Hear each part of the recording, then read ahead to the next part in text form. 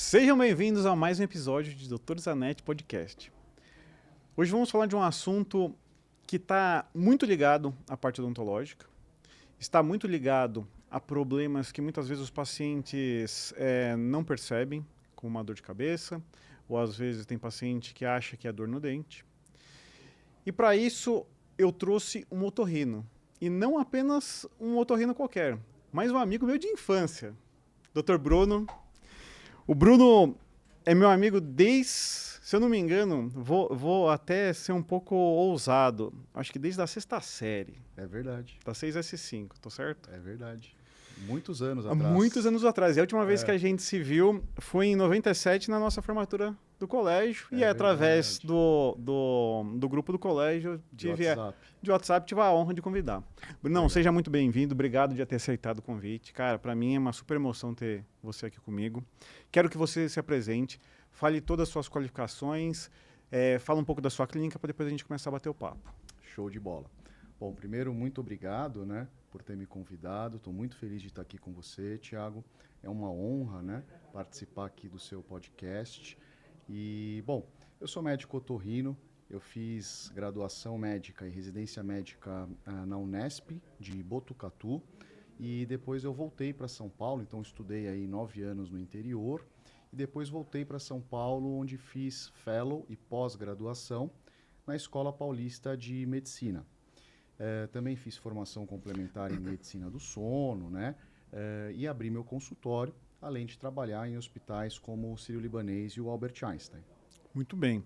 Brunão, é o seguinte, um dos pontos, né, e até antes a gente estava falando até a respeito de um paciente meu que ele chegou no consultório achando que ele tinha problema para engolir, né?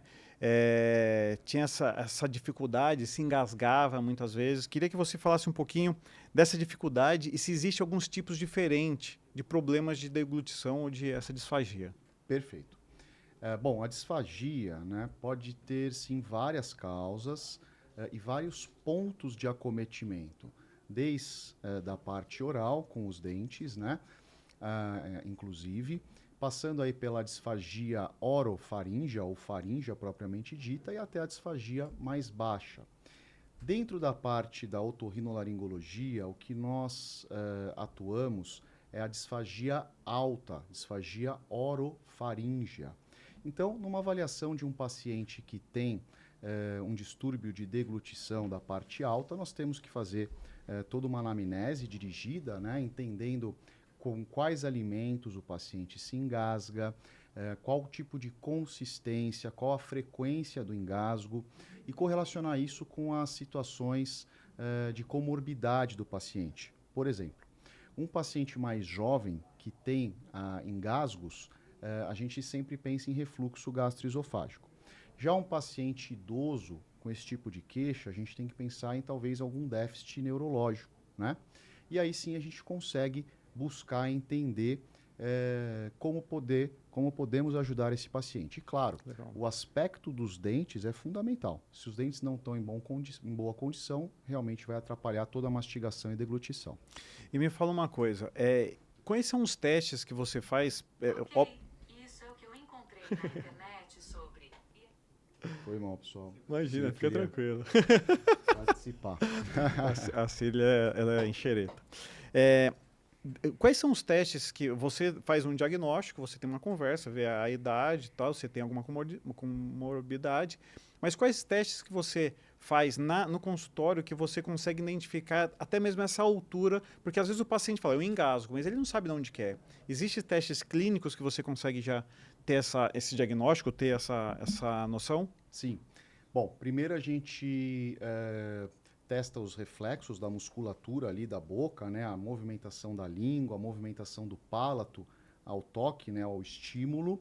E também o exame que nós mais fazemos no consultório para diagnosticar a disfagia alta, a disfagia orofaríngea, é a nasofibrolaringoscopia da deglutição, ou a videolaringoscopia da deglutição. E esse exame é feito em 4 mãos, que a gente fala. O que isso significa? Esse exame é realizado por mim, como médico otorrino, assim como uma fonoaudióloga e especialista em deglutição, que fica ao meu lado, observando o comportamento do paciente durante a deglutição. Legal. Então, nós solicitamos para o paciente trazer alguns tipos de alimento. Sempre traz uma bolacha, um iogurte, uma banana e um suco, né? Nós colocamos corante nesses alimentos, né? Um corante azul que facilita ali a visualização durante o exame. Então, nós passamos o nasofibroscópio, de preferência sem anestesia, porque a anestesia pode diminuir o reflexo da deglutição. Sim, faz sentido. Passamos pelo nariz, o nasofibroscópio, e posicionamos a ponta dele com a câmera ali entre o palato e a orofaringe, né? Por trás do nariz. E solicitamos que o paciente, então, degluta alguns alimentos da forma pausada e também habitual, para a gente filmar e tentar entender ali a movimentação da faringe e da laringe durante essa deglutição. Com esse exame, a gente pode detectar diversas coisas, como, por exemplo, estase de alimento nos recessos, como, por exemplo, na valécula, né? Também podemos... Que são os cásios, não? Não. Os cásios, bom você ter perguntado sobre isso, são descamações, principalmente, da mucosa da faringe, que ficam presas nas criptas amidalianas e também podem causar sensação de incômodo na garganta, né? Mas os pacientes que têm disfagia, eles podem apresentar um acúmulo, uma retenção de alimento nos recessos da hipofaringe e da orofaringe também, como é o caso da valécula. Isso seria um distúrbio até leve. Os distúrbios mais graves que a gente consegue detectar por esse exame é quando a comida penetra na laringe. Então tem aí a aspiração, né? A penetração ou a aspiração, que é mais grave, de alimento ou conteúdo alimentar para a via aérea. E isso é uma grande preocupação para a gente. E isso daí, pela essa sonda, você consegue visualizar até lá embaixo. A gente consegue visualizar o nasofibroscópio, na verdade, e nós normalmente conseguimos ver até as pregas vocais. Tá. Né? Então a gente vê ali o esôfago, né? Quando está em repouso ele está colabado. Quando deglute, a laringe sobe, o esôfago abre e o alimento passa para dentro do esôfago. Quando tem problemas, o alimento meio que erra o caminho e passa para a via aérea. E aí pode cair no pulmão, gerando até em casos graves, né, pneumonias aspirativas. Caraca. E me fala uma coisa, o tratamento, né, e aí eu de verdade eu fiquei até, assim, comecei a viajar, ficar mais curioso do que antes. Basicamente você tem diferentes tratamentos para cada altura. Sim. Né? Como são esses tratamentos? Bom, desde, como você sabe muito bem, tratamento da condição dentária, né, que pode estar aí afetando o paciente. Pacientes, por exemplo, imunossuprimidos podem ter cândida, então a gente trata uma candidíase orofaríngea. Pacientes mais jovens que têm refluxo e se incomodam com engasgos, a gente trata o refluxo com doses, às vezes, bastante altas, mais altas do que as doses de inibidor de bomba de prótons, utilizadas para tratamento de problemas estomacais, né? Então, tratamos então o refluxo do paciente. Se são pacientes idosos, né, que têm algum déficit neurológico, algum déficit muscular, aí então a fonoaudióloga faz exercícios, né, para que esse paciente consiga deglutir melhor através de treinamentos, através de manobras, né? E a gente consegue, inclusive, avaliar qual manobra que a fonoaudióloga vai fazer durante o nosso exame, que a gente, filmando lá, a fonoaudióloga orienta o paciente a fazer uma determinada postura para ver se, com essa postura, a deglutição fica favorecida ou não. E aí, depois, na terapia, ela sabe por qual caminho seguir para ajudar esse paciente a deglutir melhor. E quando eu perguntei a respeito do tratamento, todos eles são musculares ou cirúrgicos, certo? Tem os tratamentos farmacológicos, pensando no refluxo, numa infecção, isso sim. E pensando na terapia, é um tratamento mais com exercícios, né? E quando tem a parte da aspiração, aí é cirúrgico. Provavelmente deve ser alguma coisa da... Quando tem já uma aspiração, pacientes graves, Aí a gente tem que tomar muito cuidado, porque a aspiração, uma pneumonia aspirativa em pacientes idosos pode levar a óbito, né? Então, às vezes, se dependendo desse grau de aspiração, dependendo da gravidade do quadro, aí a gente tem que passar uma sonda.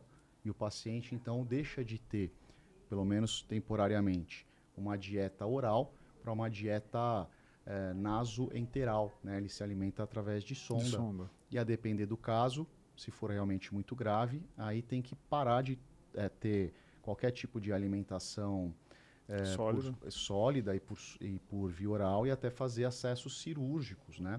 Que aí foge um pouquinho da minha especialidade, aí são com os gastros, né? Que legal. Mas na grande maioria das vezes, na minha prática clínica, eu não pego tanto pacientes graves, né? São pacientes mais que apresentam disfagia ou engasgo no dia a dia e que a gente consegue resolver de uma forma mais tranquila, ou com tratamento medicamentoso, ou com fonoterapia especializada. Existe alguma que não tem jeito? Sim, você pega aqueles, vamos supor um idoso, 80 anos que teve um AVC, e aí perdeu a coordenação da faringe e da laringe. Esse paciente não tem jeito. Esse paciente vai ter que passar uma sonda e talvez fazer um acesso cirúrgico com um gastrocirurgião. E me fala uma coisa, você tocou aqui num assunto que dentro da clínica eu vejo muito paciente que tem sinais de refluxo, né? Porque quando o ácido clorídrico ele cai na boca, e até no último episódio onde meu irmão veio aqui, a tese de doutorado dele, ele avaliou o ácido clorídrico com substâncias que a gente acaba bebendo, né, para ver a desmineralização do dente.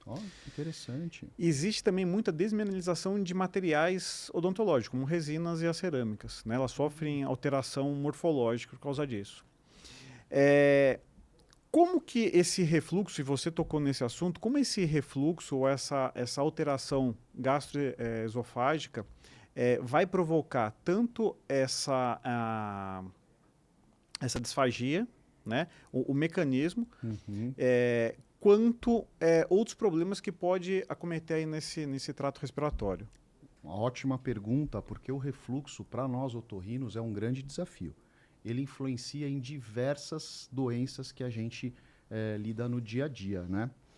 Por exemplo, em relação à disfagia, o refluxo ele causa um edema na região da laringe e da hipofaringe, causando uma diminuição da sensibilidade local, né? O edema ali de toda a região, porque o suco gástrico ácido, ele reflui pelo esôfago, chega até ali a faringe e a hipofaringe, causa um edema e tudo atrapalha todo o funcionamento ali. Uma das coisas fazendo perder ou diminuir a sensibilidade local. A perda da sensibilidade local faz que o alimento caia na laringe, que já é via aérea, e o nosso corpo não reaja. Porque o que acontece? Legal. Quando qualquer tipo de alimento cai na nossa laringe, a gente tem que ter o reflexo da tosse para expulsar esse alimento. Mas se a gente tem um edema ali importante, esse reflexo da tosse às vezes não acontece. E aí acaba causando o engasgo ou até a aspiração, né? E outras coisas que o refluxo também pode influenciar, por exemplo, são doenças nasais, né? Por incrível que pareça, o refluxo gastroesofágico pode chegar até a parte posterior do nariz, né? E isso pode piorar as rinites, as sinusites, causar a sensação de gotejamento de secreção frequente, né? O refluxo também pode piorar o ronco, por esse edema que ele causa na hipofaringe e até na base da língua, né, que já seria orofaringe, ele diminui a passagem do ar ali na região posterior da língua, né? E isso acaba piorando tanto o ronco e a apneia. Por isso que a gente sempre trata o refluxo em pacientes que são apneicos, né? Então ele influencia em diversas coisas aí da nossa vida. E tem alguma alteração que não apareça, vamos colocar, que apareça só na parte superior, atrás vamos colocar aí do nariz, né, superior à úvula ali, e não existe essa possibilidade? E não apareça na parte de baixo? Existe. Muitas vezes a gente tem que correlacionar com a clínica do paciente, né? Mas, por exemplo, uma rinofaringe ou um cávum, né, a mucosa do cávum ali da rinofaringe, que é atrás do nariz, às vezes fica hiperemiada por muito tempo. E aí você não consegue identificar o porquê que ela está hiperemiada. Às vezes é o refluxo que está deixando aquela região ali inflamada, né? Show. E às vezes tem essa inflamação na rinofaringe e as alterações que são ali no fundo da garganta, né? Na hipofaringe, não são tão claras. É isso aí. Essa pergunta eu te fiz porque tem muitos pacientes que às vezes aparecem com esses manchamentos, principalmente em restauração, né? Elas ficam com uma cor acastanhada. E eu falo para ele, cara, você tem refluxo? Não tenho. Aí eu pergunto, não tem gosto amargo na hora que acorda, tosse noturna, não sente às vezes um desconforto? Não sinto nada. E a pergunta é exatamente essa, porque aí eu conseguiria chegar para ele e falar, bicho, então é o seguinte, vai no otorrino, veja se não tem nenhum sinal lá posterior, que pode ser isso que está gerando. Porque alguns tratamentos, a gente sabe que eles podem ser piorados caso o paciente tenha o refluxo. Né? Então é interessante, muitas vezes, ele tratar. Por quê? Porque depois o resultado final vai ser por isso dessa pergunta. Não é incomum, Tiago, a gente perceber que os pacientes têm refluxo, mas não sentem. Então é difícil, às vezes, você convencer o paciente que ele tem refluxo. Por quê? Porque é muito comum a gente ter um refluxo subclínico, quer dizer, tem um pouquinho de ácido que chega até lá em cima, mas o paciente não sente esse ácido chegar, mas tem as consequências disso, como você falou, tosse, pigarro, pode ter também aumento daquelas granulações linfóides na parede posterior da faringe, né? Piora de uma sinusite, já vi paciente até com piora da função da orelha por causa de refluxo. Caramba! Porque o refluxo chega ali na tuba auditiva, né? Então, sim, a gente tem que fazer um trabalho de convencimento às vezes, né? Para falar, poxa, olha, você não pode deitar depois de comer, você não pode tomar muito líquido junto à refeição, evitar bebidas gaseificadas, comidas muito condimentadas como comidas com shoyu, pimenta, né? Tudo isso faz piorar o refluxo, né? E às vezes é difícil, mas aos pouquinhos a gente tem que explicar, né? Não tem jeito. Agora achei fantástico. Então, o refluxo até mesmo na parte auditiva, bicho. Chega, por incrível que pareça. E aí, assim, eu lembro um pouco de anatomia, fui monitor de anatomia na faculdade, mas eu não consigo ver correlação. Como que ele consegue chegar até lá? Por causa que a tuba auditiva, ela abre atrás ali do nariz, né? Que já é a rinofaringe. Então, o ácido chega até a rinofaringe e causa um edema na tuba auditiva que pode levar a uma disfunção tubária. E aí leva uma sensação de orelha entupida, leva até um pouco de perda auditiva, né? Então, legal. Sim, é interessante. Bicho, ó, fantástico, porque os pacientes, né, se tudo der certo, a gente depois vai falar a respeito de um tema que lá na clínica a gente sempre acha que é muito polêmico, é o zumbido. Sim. E faz muito sentido isso, né? Então, vamos já colocar esse assunto, porque linkou e eu gostei. Me conta, então, fala um pouco a respeito, dentro como que o otorrino, ele entende o zumbido, né, no ouvido, como um problema, e se isso é tratado, como você aborda, por favor. Sim, é uma grande área de estudo e atuação dentro da otorrinolaringologia, né, os zumbidos ou os tínitos, né? Bom, existem, para começar, diversas causas de zumbido. Às vezes os pacientes me perguntam e eu falo, olha, existem mais de 200, 300 causas possíveis de zumbido, né? E a gente tem que entender, primeiramente, as características desse zumbido, né? Se ele é contínuo, se ele é intermitente, qual que é o timbre desse zumbido, se ele parece com algum barulho cotidiano, como um grilo, uma abelha, um motor de geladeira, né? E também quanto que esse zumbido interfere na vida do paciente, né? E a gente pede para o paciente graduar isso numa escala de 0 a 10, sendo 0 um zumbido que não incomoda nada e 10 um zumbido insuportável, né? Exatamente.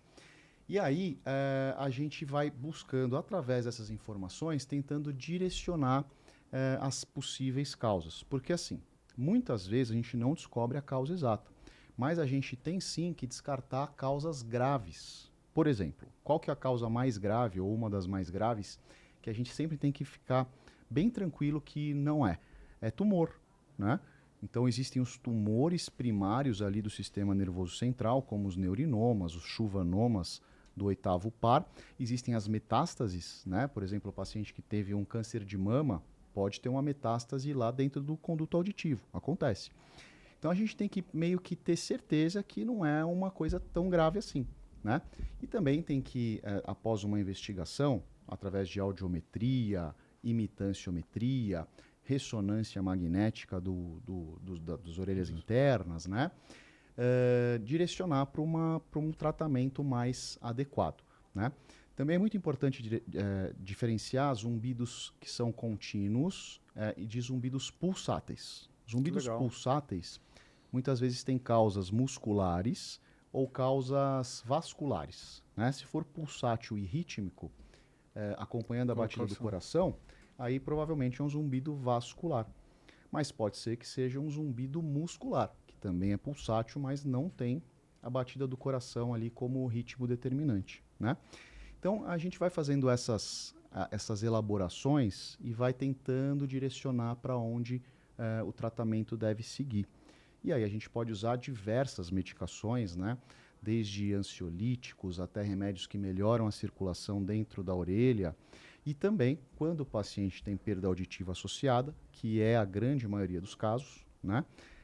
Permanente ou transitória? Na maioria dos casos, mais ou menos uns 80% a 90% dos pacientes com zumbido tem algum grau de perda auditiva. E aí a gente tem que, então, direcionar esses pacientes para reabilitação auditiva. Porque se a gente fizer o paciente escutar melhor, né, na maioria das vezes através de um aparelho auditivo, ele vai escutar melhor os sons externos e escutar menos o som interno, que é o zumbido, né? Então, assim, é bem interessante, é uma área bem ampla da otorrino, que a gente tem muita coisa para fazer. O que nós lutamos, isso é importante você saber, Tiago, contra essa frase de que o zumbido não tem tratamento. Não é verdade. Isso, já escutei muito isso. Bruno. Exato. Isso é um ditado popular que é completamente errado. Entendi. Porque eu lembro há muito tempo atrás, mas muito tempo atrás, sei lá, eu devia ter uns 5 anos de formado, foi um paciente na clínica, onde falaram para ele que o problema dele era de ATM e que poderia gerar zumbido, né? Que pode mesmo. Que pode, né? Pelo talvez forame de Husky ali, alguma coisa que acaba tendo alguma fibra que puxa.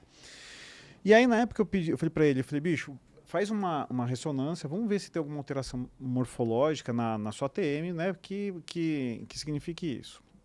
Ele tinha um pouco de apinhamento dos dentes, tá falando, vamos tratar para ver se melhora. Só que eu falei, cara, você precisa procurar um otorrino. E ele sempre falava, não, eu fui e o otorrino falou que é problema odontológico. E aí eu falei assim, chegamos até o ponto onde não tinha mais o que fazer. E ele falava para mim, parece que o zumbido tá piorando. Só que, óbvio, eu não tinha todo esse conhecimento para saber o que era, o que não era. Existe a possibilidade de realmente ser algo que fosse totalmente odontológico ou provavelmente tinha outros fatores associados que o médico comeu bola. Olha, eu sei que é difícil, mas assim, no geral, sempre tem fatores associados. Entendi. Né? Dificilmente é uma coisa só. Tá. Que gera o zumbido, principalmente se tiver um grau de incômodo alto, né? Por quê? O nosso sistema auditivo, ele tem ligações muito estreitas com o sistema límbico, por exemplo. Então, um zumbido aumenta muito, na maioria um zumbido grave, né? Pode aumentar, melhor dizendo, a condição de estresse, de ansiedade e até de depressão de um paciente. Ele pode levar a isso, né? Caramba. Ou contribuir para que o paciente tenha um estado ansioso e depressivo. E, por outro lado, a ansiedade e a depressão, o paciente nesse estado tende a perceber mais o seu zumbido, entendeu? Então, vira um ciclo vicioso, que está sempre presente em zumbidos graves, né? E que, independentemente da causa. Então, podemos dizer que a causa primária fosse um problema de ATM, né? Mas existem outras causas que contribuem tanto para a manutenção quanto para o aumento da percepção desse zumbido que se originou na TM. Caraca. Então a gente sempre tem que tratar o paciente, né, claro, com esse olhar mais, né, global. Então, poxa, é ATM? Beleza. Então a parte de ATM, bruxismo, vai tratar um dentista, coloca uma plaquinha, mas também você vai fazer terapia cognitivo-comportamental, também a gente vai fazer todo um screening da sua via auditiva para ver se está tudo funcionando direitinho ou se tem um problema, né? Tem zumbidos originados na ATM que acabam levando a contrações musculares, né? Aí o paciente pode fazer fisioterapia com compressão de pontos gatilho que modulam o zumbido, né?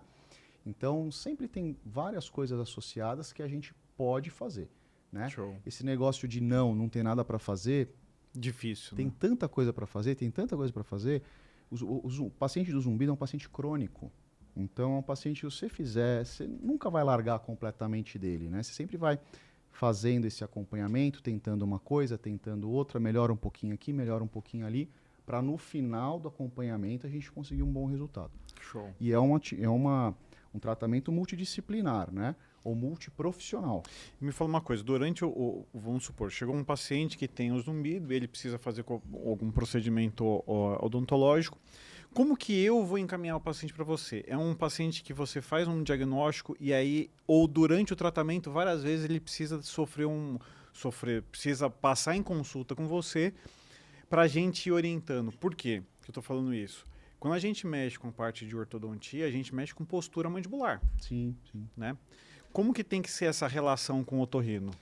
Olha, se esse zumbido já tiver crônico, né, na vida do paciente, encaminha que primeira coisa que vai fazer, olhar a orelha dele para ver se não tem alteração na membrana timpânica, na orelha média, fazer toda essa anamnese que eu estava conversando com você, solicitar todos os exames audiométricos e audiológicos, né? E aí sim a gente vai junto, né, guiando esse Guiando o paciente, né? Como eu falei, é multiprofissional. O tratamento do paciente com zumbido exige avaliação e acompanhamento, muitas vezes, do otorrino, Ok, isso é o que eu encontrei na internet sobre. A gente vai guiando o paciente profissional. O tratamento. Como é que eu vou tirar isso daqui? Vou desligar a internet.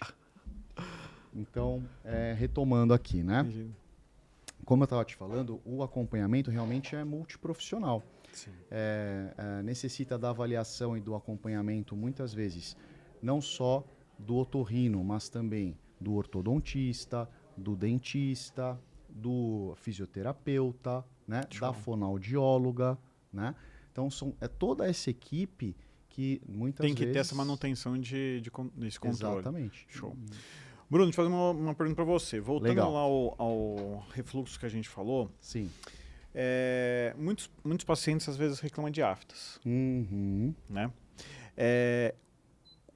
E lendo até mesmo, e aí eu aconselho vocês, depois a gente vai deixar na descrição do episódio, todos os links do Dr. Bruno. Né? Obrigado. E o site dele que é fantástico, tem muito conhecimento, tem um blog sensacional, que tem muita coisa que você que é paciente, às vezes fala assim, cara, olha que sacada bacana, não é É verdade? isso aí, verdade. A afta, como que o otorrino, que de verdade, quando eu fui lá ler, né, até mesmo para te convidar, eu fiquei assim surpreso, não sabia que o otorrino conseguido ajudar nesse tratamento. Me fala, como ela é vista junto com o otorrino e como ele trata essas aftas. Legal, muito bem. A afta é uma queixa muito comum, né? A gente vê muito na prática diária.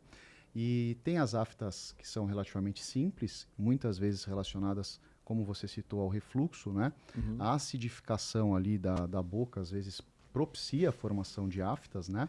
Mas também existem as aftas que são mais difíceis, né? São aquelas feridas que não melhoram, né? Passam vários dias ou semanas na boca do paciente. E essas a gente tem que tomar cuidado. Inclusive, muitas vezes, fazer uma biópsia para realizar um diagnóstico adequado, porque pode ser, às vezes, até uma doença maligna ou uma doença imunomediada, né? Mas, pensando no caso mais corriqueiro, né? O paciente passa a ter aftas de repetição.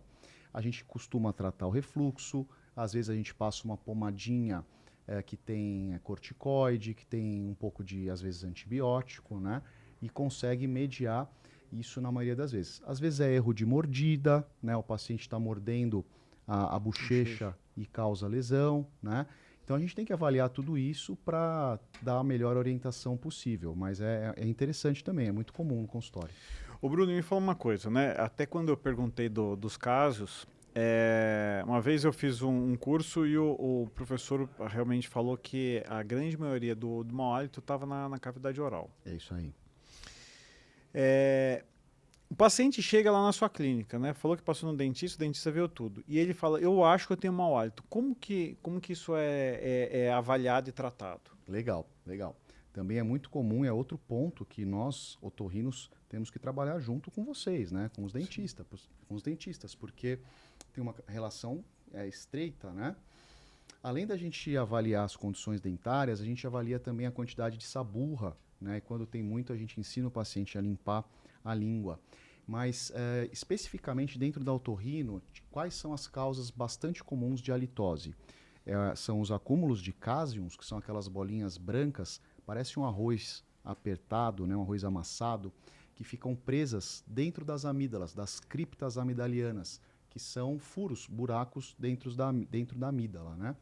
E esses cásiums são formados por descamação, restos de comida e crescimento bacteriano. E esse crescimento bacteriano gera ali um cheiro muito semelhante ao enxofre, que dá então esse mau hálito crônico nos pacientes. Também nós temos que avaliar outras coisas como sinusites, né? O acúmulo de secreção dentro dos seios da face também pode gerar uma halitose, né? Um mau hálito. O cheiro é parecido, do caso ou não? O cheiro é um cheiro de podre, né? Uhum. Imagina uma coisa podre lá dentro, né? E aí, como é que eu faço o diagnóstico de cásium? Além do paciente falar, muitas vezes, olha, doutor, eu elimino frequentemente essas bolinhas brancas fedidas, a gente olha a amígdala, palpa ali com um abaixador de língua, dá uma leve comprimida, pressionada, e muitas vezes o cásium pula para fora, né? Mas não adianta a gente ficar tirando mecanicamente esses cásiums, porque forma de novo e forma muito mais rápido. E sempre que você comprime a amígdala, você gera ali um microtrauma que aumenta a descamação e aumenta então a formação do próprio cásium. Não adianta ficar tirando. Caraca. O tratamento definitivo mesmo, para quando o paciente tem uma halitose crônica e a gente acredita que é secundário aos cásiums, a gente tem que tirar as amígdalas. Fazer então a amidalectomia. Que legal. E me fala uma coisa, você tinha, eu lembro do que você falou, lembrava da anatomia, valéculas? Isso, a valécula. Isso também pode dar mau hálito? A valécula, ela fica ali na base da língua e é o espaço entre a epiglote e a base da língua, Tá. né? E ali nessa região a gente tem as amígdalas linguais. E as amígdalas linguais, quando estão cronicamente inflamadas, até muitas vezes por causa do refluxo, elas também podem ser fonte de halitose. Olha que né? interessante. É isso Que aí. legal. E me fala uma coisa, você falou a respeito da saburra, né? Sim. Que é aquela parte branca sobre a língua. Uhum. Por que algumas pessoas tendem a desenvolver mais do que outras? Olha, é uma questão até muito semelhante com a do cásium, né? É uma questão genética e relacionada também a hábitos alimentares. A saburra também é uma descamação ali da língua, associada também a crescimento bacteriano e resto de alimento. Então, é que nem gente que transpira mais, tem Entendi. gente que transpira menos, né? É uma condição genética. E deixa eu fazer uma pergunta para você. Tem algumas pessoas que a gente vê, né, às vezes raspadores de língua de metal, de plástico. Esse trauma em cima da língua, né, causa algum problema com o passar do tempo? Na minha experiência, sim. A gente sempre orienta a limpar a língua com grande suavidade, né? O mais suave possível. Não pode ir lá e passar o raspador forte, Tá. senão pode dar problema, né? Sim. O próprio trauma da língua aumenta a saburra e pode até lesionar ali papilas gustativas e tal. Então é sempre limpar a língua com muita suavidade. Interessante. De verdade não sabia disso. Brunão, vou fazer uma pergunta para você, que eu acho que talvez dentro da nossa relação, tirando essa, né, da parte do refluxo, tudo, a sinusite, né? Você vai dar risada, eu tenho um método para saber se o paciente tem sinusite. Eu falo para ele bater o calcanhar no chão. Ah, interessante. Então o paciente às vezes chega e fala assim, ó, tô com dor no dente. Aham. Aí eu olho, avalio tudo direitinho na radiografia, não tem nada. Aí eu falo, bate o calcanhar no chão. Ah, o dente tá doendo. Eu falei, então é sinusite. Ah, é. Interessante, interessante. Eu queria que você me falasse, bicho, como que a sinusite começa, Uhum. como ela se torna crônica, Uhum. quais são os tratamentos que a gente consegue, porque Uhum. tudo que é crônico é mais difícil de ser tratado. É verdade. Né? Então, como ela começa como sinusite, depois passa a se cronificar. Uhum. Legal. Bom, então a sinusite, a grande divisão entre as sinusites é sinusite aguda e sinusite crônica. Certo. A sinusite aguda é até 3 meses de doença. E são aqueles pacientes que ficam com uma infecção de via aérea superior, por exemplo, uma gripe, um resfriado, têm uma sinusite e depois melhoram completamente, né? A sinusite crônica acomete os pacientes mais de 3 meses no ano, né?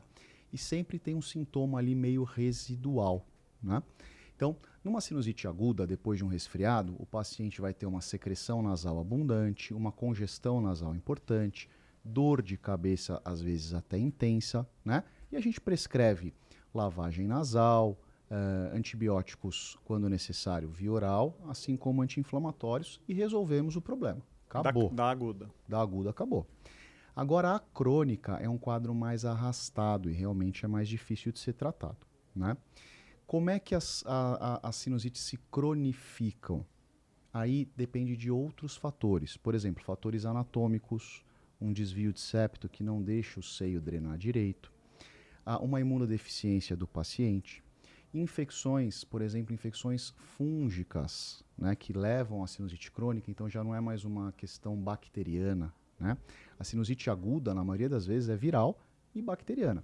A sinusite crônica, não. A sinusite crônica são inflamações crônicas por um mau funcionamento do seio da face, que pode ser de deficiência de drenagem, pode ser infecção por fungo, pode ser um problema imunológico do paciente, na grande maioria das vezes isso está presente, né?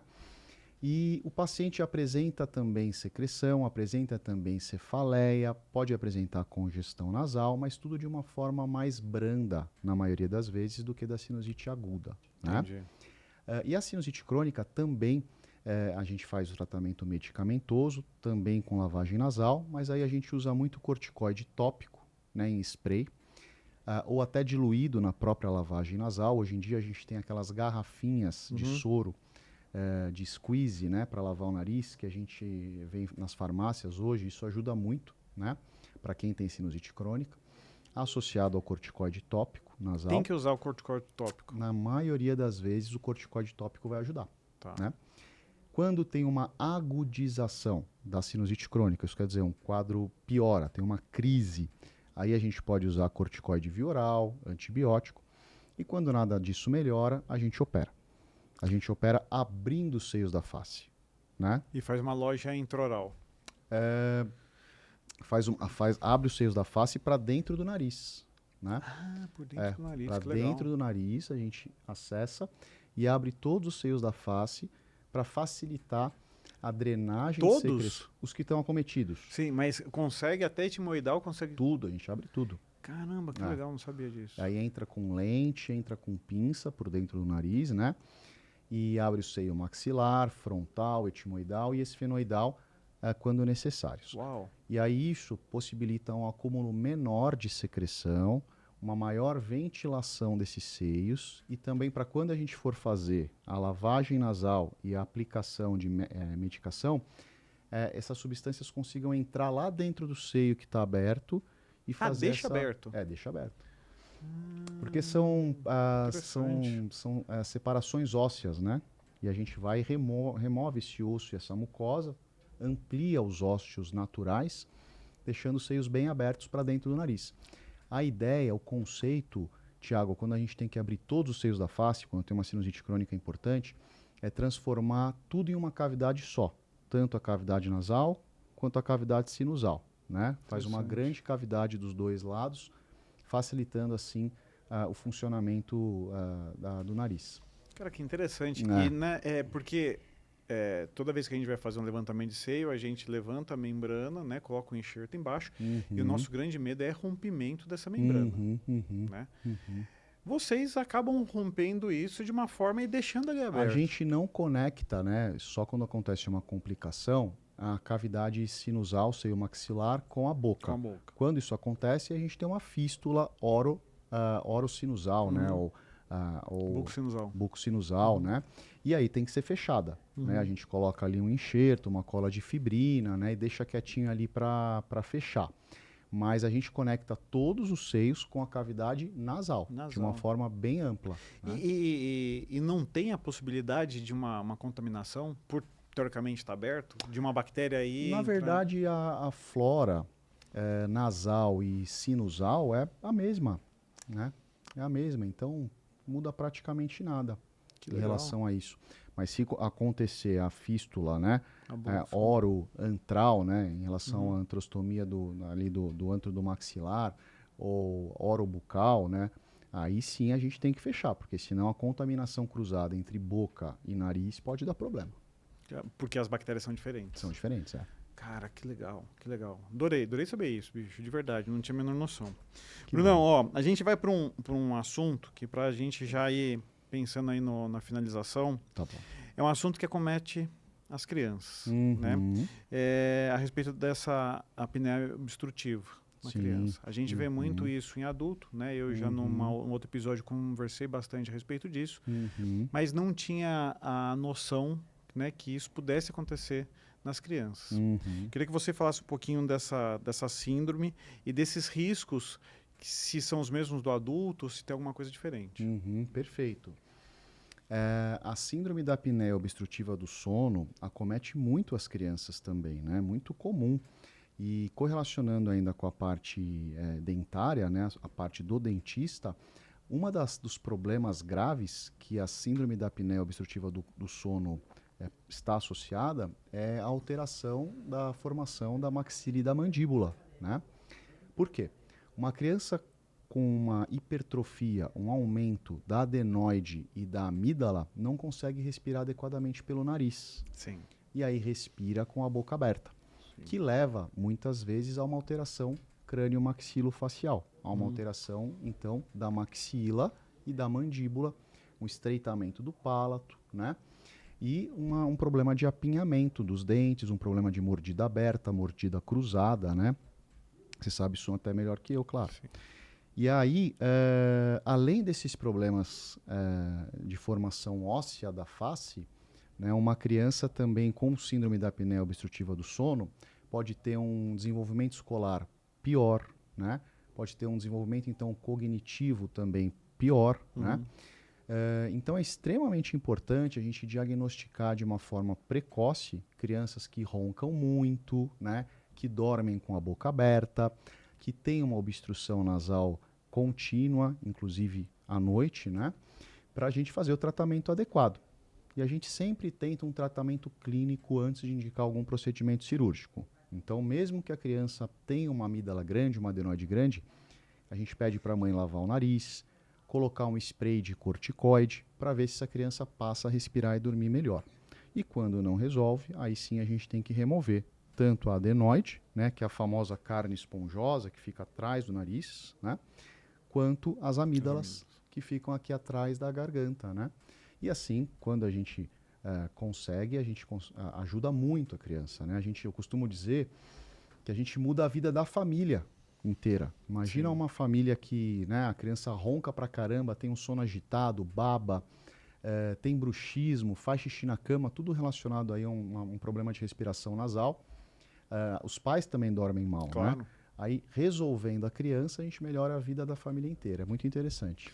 E me fala uma coisa, os exames são os mesmos exames com o otorrinoscópio lá que você coloca para você nasofibroscópio. Nasofibroscópio. Exato, a gente passa nasofibro nas crianças, né, um dos melhores exames para ver o tamanho da adenoide. Também a gente solicita o raio-x do cavo, para a gente conseguir ver também ali a adenoide na rinofaringe. E exames pré-operatórios básicos, né? Sim. Brunão, dentro de tudo aquilo que eu pensava vou ser sincero para você que você me deu muito mais informação, de Que verdade. bom, cara. fico feliz. De verdade, de verdade. Você sabe que isso em relação às crianças, a gente às vezes se depara com algumas perguntas dos pais e a falta de informação é terrível, né? Uhum, Porque às vezes a criança é magra e ronca, uhum. né? É, E às vezes não tem essa noção o quanto isso é importante fazer uma avaliação, passar para um otorrino, sim, sim. né? Uhum. E quem tem filho sempre se preocupa em levar o filho porque não sabe, né, como é que como que vai ser atendido. E a gente teve até uma amiga que a filha teve que tirar. Uhum. E aí eu lembrei de um curso que eu tinha feito que o professor falava que quando não se respira pelo nariz, aumenta os cornetos. É verdade isso? Ah, é sim, é sim. Os cornetos nasais, né, estão dentro do nariz com a função de umidificar, filtrar e aquecer o ar respirado. Tá. Né? E muitos estímulos podem levar a essa hipertrofia dos cornetos. Além de uma predisposição genética, isso quer dizer, a criança nasce independentemente de qualquer coisa com esses cornetos ou conchas nasais muito grandes. E os estímulos alérgicos, principalmente, podem fazer com que esses cornetos vão aumentando, hipertrofiando durante a vida, né? Então, eles têm um papel fundamental também na patência do nariz. Em crianças, a gente evita tirar esses cornetos, né? Ressecar esses cornetos, porque no adulto, na maioria das vezes, quando a gente faz uma cirurgia nasal, a gente faz a turbinectomia, que é a remoção parcial de um corneto, ou dos 2 cornetos se necessários. Na criança, a gente mais cauteriza esses cornetos. Né? Ao cauterizar, ele já murcha e já abre um pouco de espaço para o ar passar. Entendi. Né? Existe a possibilidade de aumento depois que ela fica maior, de isso crescer novamente? Existe porque os estímulos alérgicos continuam na vida da criança muitas vezes, né? E o corneto pode voltar a hipertrofiar. Ele tem tecido linfóide nele, não? Não. Ele tem predominantemente tecido erétil, né? É um tecido até que lembra o tecido peniano mesmo. São vasos, né? Uma trama vascular muito rica dentro desses cornetos que incha e diminui conforme o fluxo sanguíneo. Olha que interessante. Né? É isso aí. Brunão, é o seguinte, estamos terminando. Legal. Eu quero que você... uma frase que ajude as pessoas que passem por algum problema que a gente conversou.